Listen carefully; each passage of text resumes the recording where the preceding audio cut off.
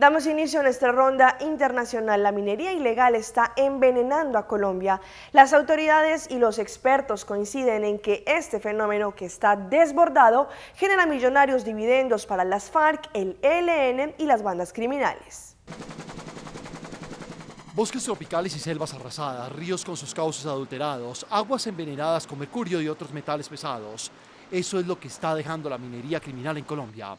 Un multimillonario negocio del que se lucran las FARC, el ELN y las BACRIM, y que a su vez está aumentando la pobreza de miles de barqueros, porque son los grupos ilegales los que se quedan con el grueso de la producción.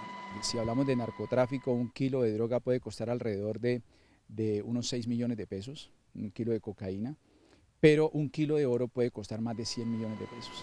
Noticias Caracol se metió con la policía, las fuerzas militares y el CTI a los lugares que algún día fueron ricos ecosistemas y que hoy han sido arrasados por las retroexcavadoras y el veneno de la minería ilegal. En esas explotaciones la gente corre apenas escuchan llegar los helicópteros.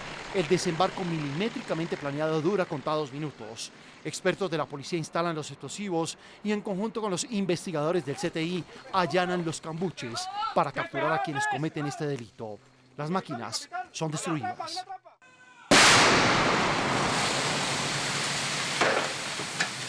Entre otras cosas, el CTI se lleva muestras de agua envenenada con metales pesados que están acabando con la pesca y que tienen injerencia directa en la salud humana.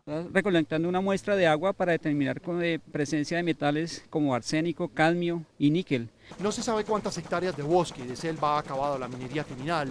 Lo que sí está claro es que cada día aparecen más retroexcavadoras en las zonas donde se está arrasando con los recursos hídricos y ambientales de Colombia.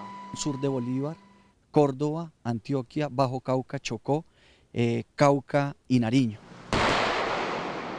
Los expertos dicen que la situación es muy delicada y que el Estado solo ha activado las fuerzas militares, a la policía y a la fiscalía para enfrentar esta tragedia, que no solo compromete el futuro ambiental e hídrico del país, sino que está aumentando la pobreza y la inseguridad en las zonas en donde la minería criminal está arrasando con la vida.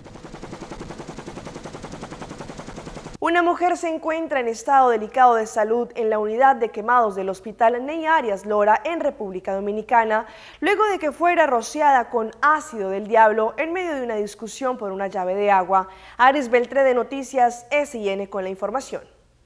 En estas condiciones se encuentra Carmen Julia de la Cruz, de 44 años, luego de que, según declaraciones de su hija, una vecina identificada como Dianela Manzanillo le lanzara el líquido que quemó su cuerpo, por esta no permitirle alegadamente llenar un cubo de agua. Entonces el agua llegó cuando mi mamá va a buscar agua en la llave.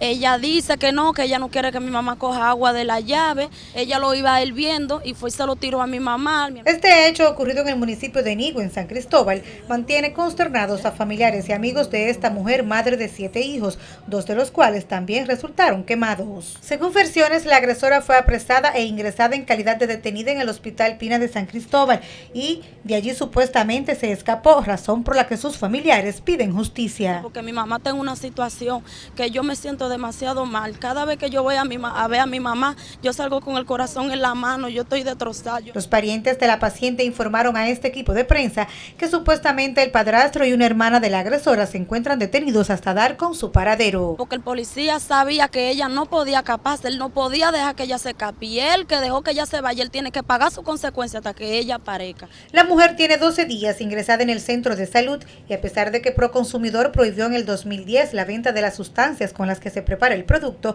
sigue siendo comercializado, dejando lesiones profundas y permanentes en la piel. La mujer recibió quemaduras de 2º y 3er grado, su pronóstico es estable y este martes será llevada nuevamente a cirugía.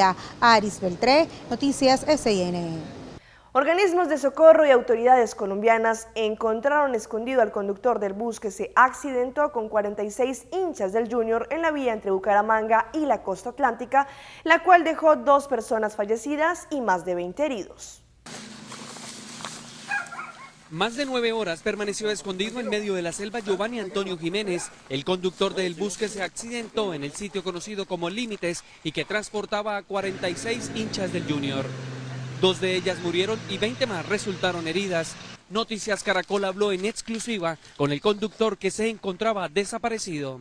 Yo me venía durmiendo, entonces me dice, no, dele más adelante, más adelante. Bueno, yo me quedé un rato, me reposé, le partieron los vidrios del bus.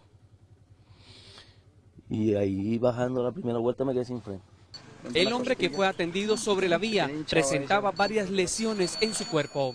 ¿Qué hace usted después de que se produce el volcamiento del bus? No, yo ahí como medio pude, yo del mismo impacto, él me saca ya. O sea, salgo por ahí por la puerta adelante, creo que por el vidrio adelante, no sé. Y alcanzó a caminar y ahí no recuerdo más nada. El hombre fue trasladado a un centro asistencial. El coronel Fabio Cristancho, comandante encargado de la policía en Norte de Santander, aseguró que el conductor fue detenido por el delito de homicidio. Se ubica el conductor, donde aparece con algunas contusiones productos del volcamiento del vehículo. Aquí se le están prestando los primeros auxilios y posteriormente lo pondremos a disposición de la autoridad competente. Los heridos se recuperan en el hospital de El Playón.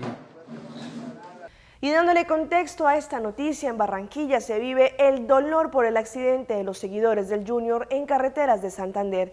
Sus amigos más cercanos aún no pueden creer que este fanático ya no esté entre ellos.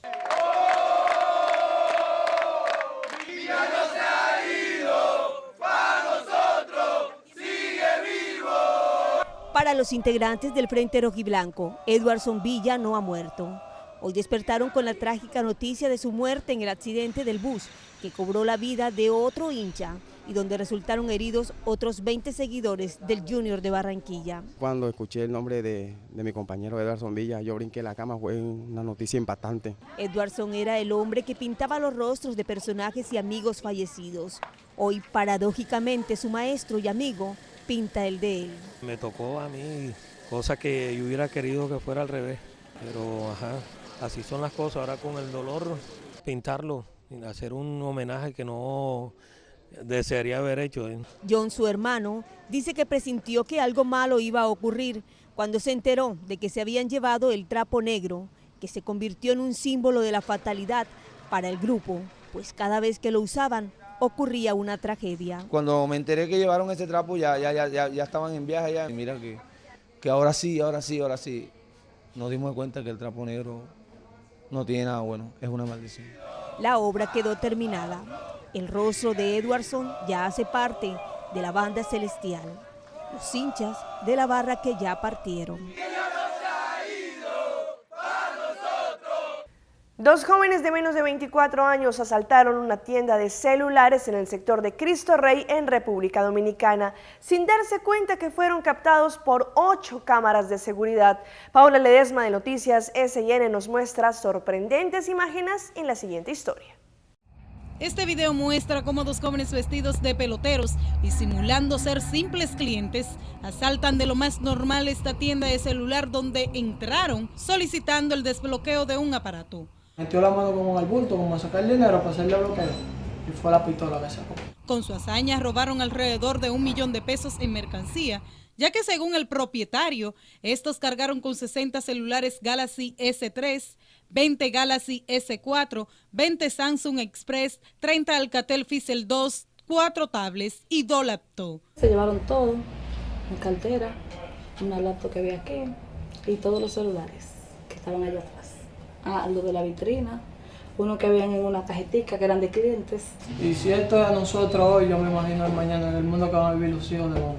Tras este asalto, así lucen las vitrinas de este dealer de celulares. Su dueño espera que si alguien reconoce a los delincuentes, puedan informar al destacamento de Cristo Rey y serán favorecidos con una recompensa. Los empleados de este establecimiento aún no se recuperan del susto, ya interpusieron sus querellas ante las autoridades policiales y solo esperan que den con los responsables, ya que tienen en sus manos el video. Paola Ledesma, Noticias SIN. Es el momento de una pausa comercial, pero no se despeguen porque ya regresamos con más información aquí, en Pulso Latino. Esto es Pulso Latino con Alejandra Forero.